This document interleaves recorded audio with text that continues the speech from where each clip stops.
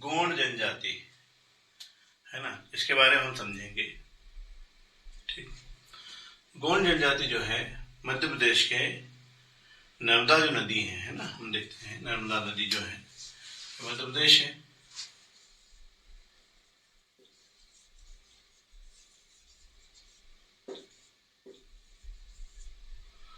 ये नर्मदा नदी है। इधर में जो है इधर विंध्याचल कहलाता है पर्वत श्रेणी, इधर है सतपुड़ा।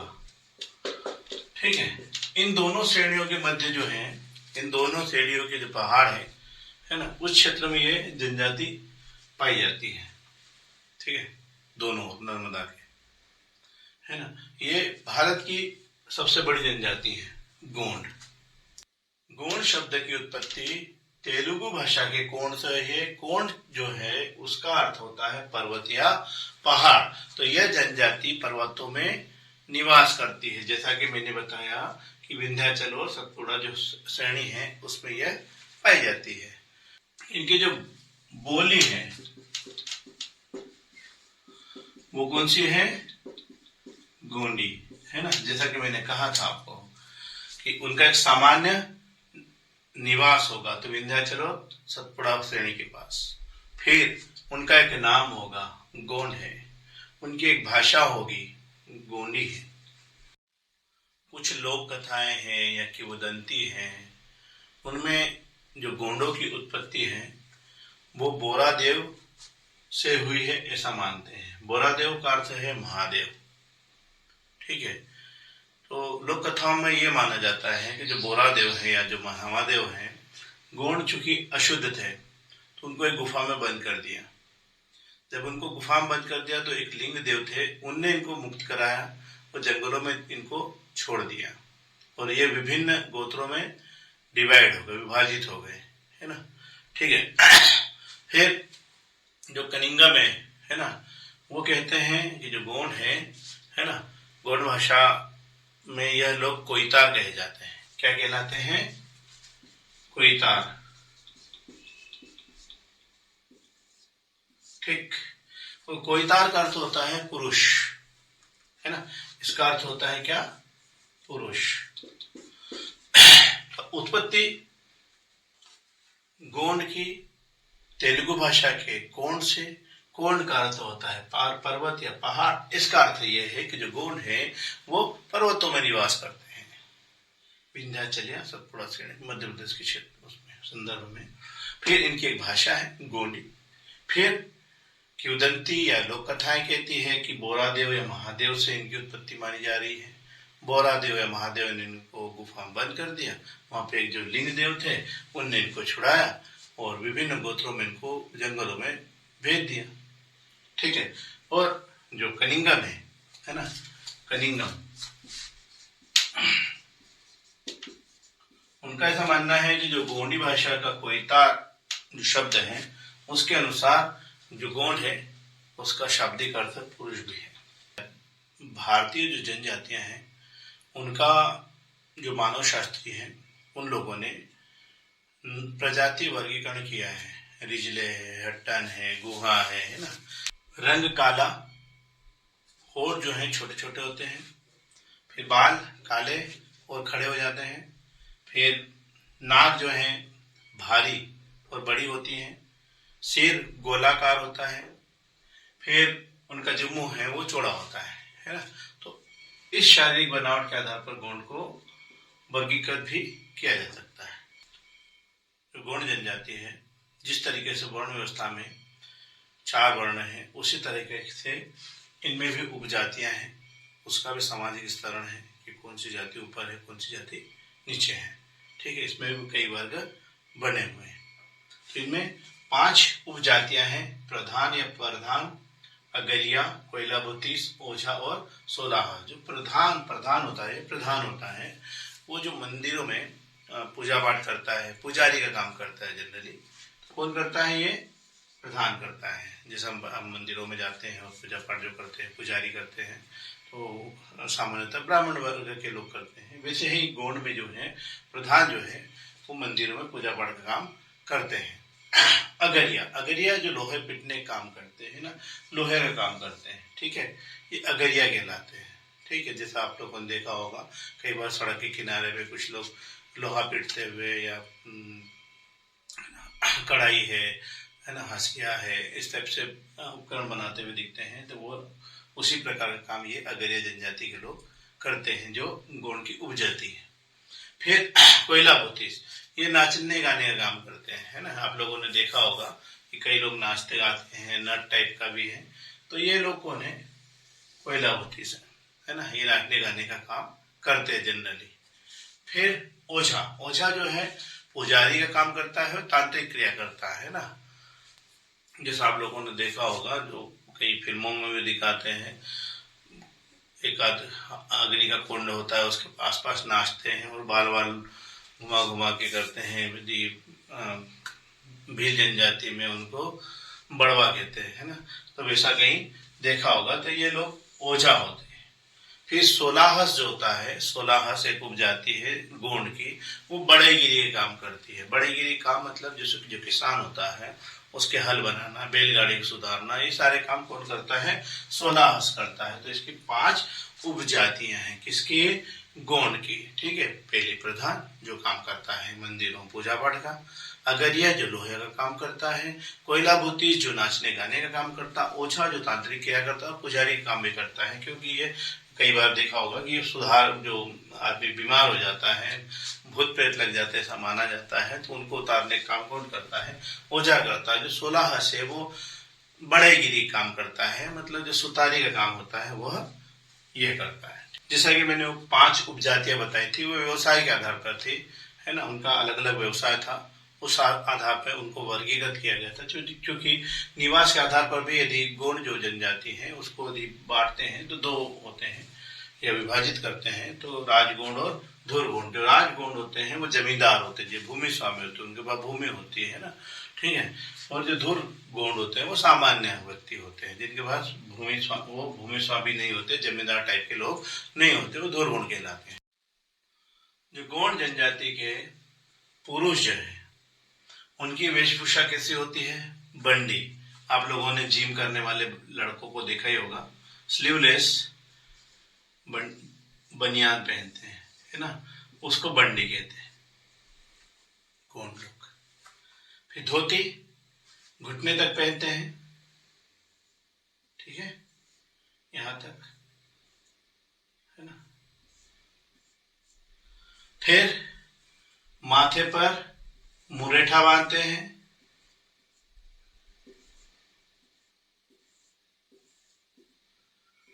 इस टाइप से, है ना।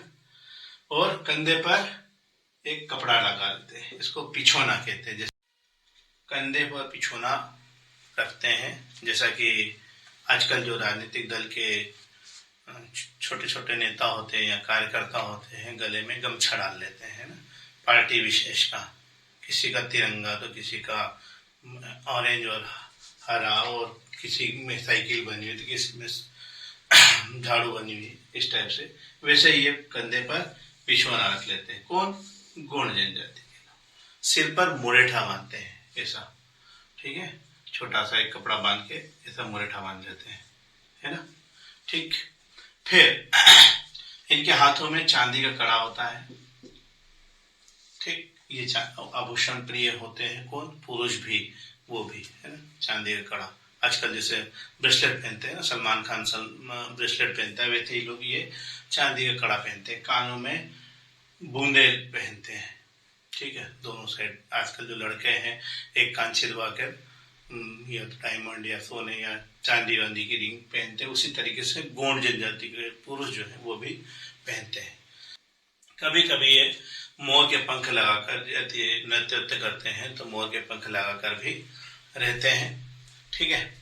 फिर जानवरों के सींग भी लगा लेते हैं जब डांस करने की बारी आती है। यदि कोई सांस्कृतिक प्रोग्राम है या जो सामूहिक कार्यक्रम होते हैं उसमें मोर पंख और जानवरों के सींग भी ये लगा लेते हैं। जो स्त्रियां होती है वो 7 से 8 गज की साड़ी पहनती है, कांच लगाकर पहनती है। यदि महाराष्ट्रियन जो पहनावा देखा हो, है ना, तो तो उसमें जो जिस तरीके से महाराष्ट्रियन जो साड़ी पहनती है महिलाएं, वैसे ही गोंड जनजाति की कांच लगाकर साड़ियां पहनती है। फिर टेटू या गुदना जनजातियों में है ना हमेशा करवाया जाता है। जैसे कि आजकल जो अभिनेता हैं, खिलाड़ी हैं, है ना, उनकी नकल करके आम आदमी भी टेटू गुदवाता है। वो कहाँ से आया? जनजातियों से आया। तो गोंड जो जनजाति है वो गुदना प्रिय भी है, मतलब टेटू भी बनवाती है। ठीक है, कई बार उनके नाम के बनवाती हैं, कभी किसी भगवान के बनवाती हैं, कुछ यहाँ पे माथे पे 3 बिंदी लगवा ली, है ना, आँख के पास बिंदी लगवा ली, यहाँ ठोडी पे, गालों पे। ठीक है, इस तरीके से गुदना करवाते हैं ना। ठीक है, परिवार कैसा है? पितृ सत्तात्मक है। पिता से पुत्र, पुत्र से पुत्र को सत्ता जाती है, और वंश भी पिता से पुत्र, पुत्र से पुत्र को जाता है। वंश नाम मतलब कहें कि सरनेम मान लें इसको, है ना। ठीक है, वो किससे? पिता से पुत्र को मिलता है, उसके पुत्र को मिलता है, उसके पुत्र को मिलता है, ये वंश नाम हो गया। फिर जो विवाह के बाद जो पत्नी है वो अपने पति के घर रहने आती है ना। ठीक, इस परंपरा में, किसमें? पितृ सत्तात्मक परिवार में, है ना। ठीक है, गोंड जनजाति में विवाह की अनेक पद्धतियां हैं। सहमति विवाह, सहमति विवाह का अर्थ हुआ कि दोनों मतलब वर और वधु है, उनके दोनों के माता पिता उनके विवाह के लिए तैयार है ना।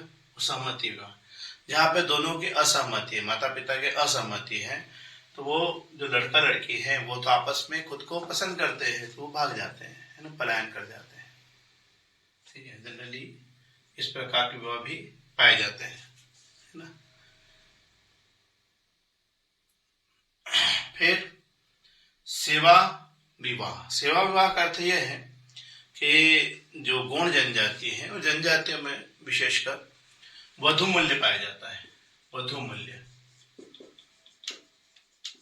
है ना, उसमें क्या होता है कि जो लड़का है जब किसी लड़की से विवाह करता है तो लड़के के जो घर वाले हैं वो लड़की के घर वालों को दहेज देते हैं, है ना, वधु का मूल्य देते हैं।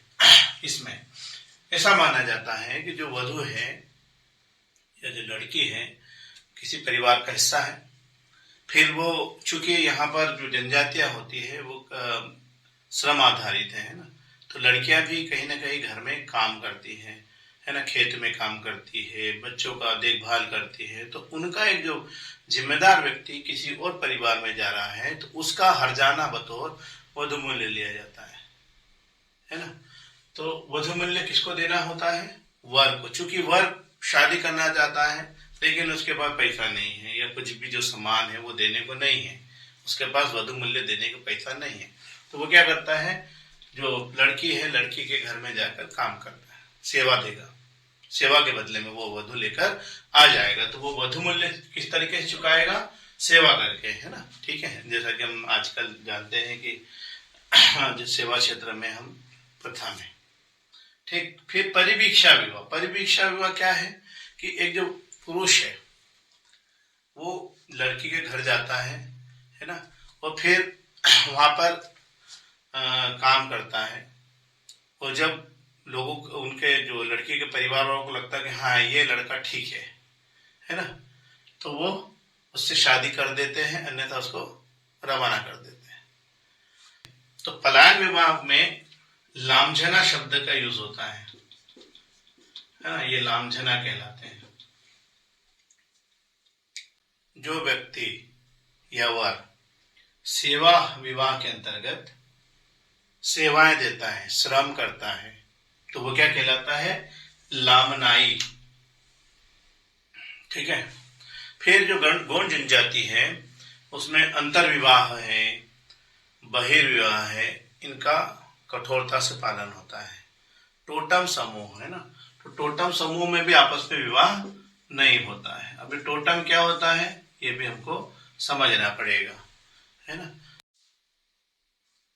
गोंड जनजाति में विवाह विच्छेद भी होता है, पुनर्विवाह भी होता है। जनरली एकल विवाह की पद्धति यहाँ पर पाई जाती है ना। और जो धनी होते हैं, जिनका को पैसा होता है, वो अधिक पत्नियां भी रख लेते हैं, बहुपत्नी विवाह भी ये लोग करते हैं। ठीक है। फिर इसमें एक और चीज है, प्राथमिकता देने वाली बात। तो दूध लोटावा एक नाम सुना होगा आप लोगों ने, दूध लोटावा विवाह पद्धति है ये। ठीक है। इसमें क्या होता है कि भाई और बहन है ना, भाई का लड़का और बहन की लड़की, ये आपस में विवाह करते हैं, या भाई की लड़की और बहन का लड़का ये आपस में विवाह करते हैं। इसको क्या कहते हैं? दूध लोटावा, है ना। ये किस में पाया जाता है? गौड़ जनजाति में। ये क्वेश्चन प्रीलिम्स में, मेंस में भी आता है ना। ठीक है। मेंस में 3 लाइनर फैक्ट होते हैं, उसमें भी आता है, और प्रीलिम्स में तो अधिकतर आता है। ठीक है। जो गौड़ है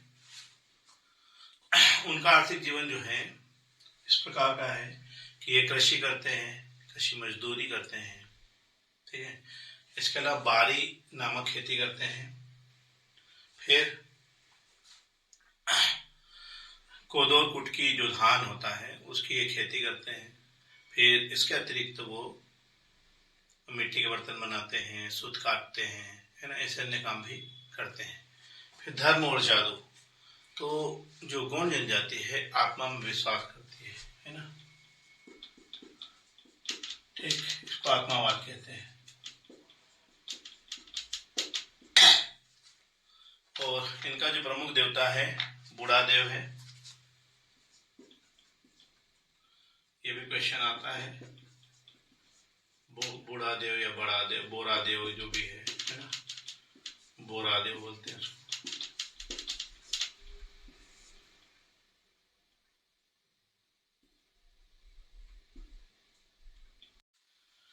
इनका आर्थिक जीवन जो होता है कृषि मजदूरी। फिर इसके अतिरिक्त जो है ये बारी नामक खेती करते हैं। फिर जो स्त्रियां होती हैं वो कंदमूल इकट्ठा करती है, साग सब्जी लगाती हैं, है ना। ठीक है।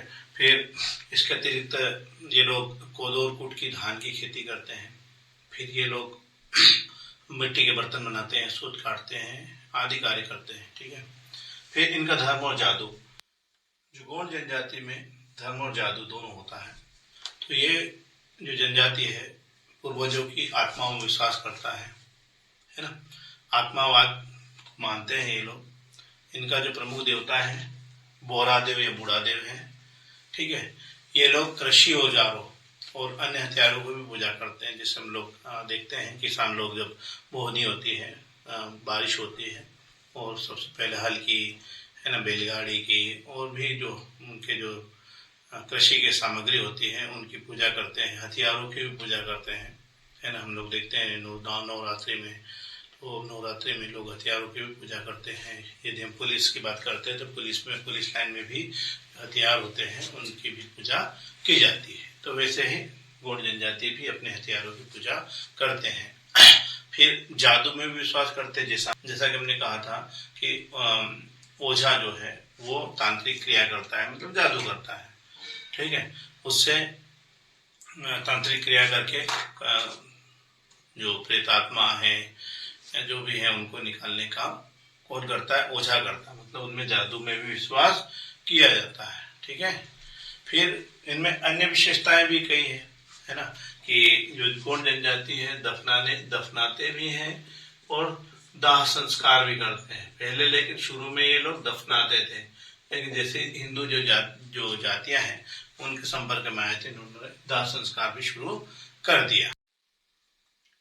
जो घोटुल है यह एक संस्था है इसकी जनजाति की। इसमें क्या होता है कि जो गांव के जो जितने भी अविवाहित युवक और युवती होते हैं वो एक सामुदायिक भवन होता है, गांव के बाहर होता है, उसमें जाकर रहते हैं। ठीक है। वहीं पे सोते हैं, वहीं खाते हैं, सारा कुछ। ठीक है। फिर ये लोग जो बच्चे होते हैं, जो युवक युवती होते हैं, ये जब गांव में काम होते हैं, कृषि जो कार्य होता है जनरली, उसमें कटाई का काम, बुआई का काम, है ना, जो भी है वो कृषि कार्य में सहयोग करते हैं। जैसे किसी की छत टूट गई है तो वो सब लोग इकट्ठे जाएंगे और छत को सुधार देंगे, है ना। और भी किसी को सामूहिक कार्यक्रम है, जैसे आजकल लोग खाना वाना गाँव में होता है, भंडारा होता है, तो लोग इकट्ठा होकर काम करते हैं ना, परोसदारी का, उस तरीके से लोग इकट्ठा होकर काम करते हैं। फिर ये इनमें मनोरंजन भी होता है, क्यों कि सांस्कृतिक संस्थान भी है ना, सामुदायिक तो है, सांस्कृतिक कार्यक्रम भी होते हैं, यहाँ पे नृत्य होते, गान होता है। फिर तो शिक्षा देने के लिए जो विदुर और विधवा होते हैं, यहाँ के शिक्षक होते हैं, किसके, घोटोल के, इनको समाजीकरण कराते हैं, इनको शिक्षा देते हैं, है ना, अपनी जनजाति के बारे में बताते हैं, संस्कृति के बारे में बताया जाता है। कौन होता है, विदुर, जिसकी पत्नी मर गई हो और विधवा जिसके पति का देहांत हो गया हो, है ना, ये दोनों इस संस्था में शिक्षक के रूप में काम करते हैं। ठीक है। फिर इनमें जो युवक होते हैं, युवक और युवती होते हैं, जो विवाह योग्य होते हैं, इनमें आपस में रिलेशन भी बन जाते हैं, है ना। और यदि रिलेशन बने और यदि वो जो युवती है वो प्रेग्नेंट हो जाती है, तो फिर इनमें आपस में विवाह हो जाता है और ये लोग इस संस्था से बाहर हो जाते हैं, क्योंकि जैसे ही उनका विवाह हुआ इस संस्था में ये लोग रह नहीं पाते, है ना, उनको वो अपात्र हो जाते हैं, है ना, ठीक है, उनकी सदस्यता समाप्त हो जाती है। और उसमें यह भी कहा जाता है जो लिंगो देवता है कुल का संरक्षक माना जाता है।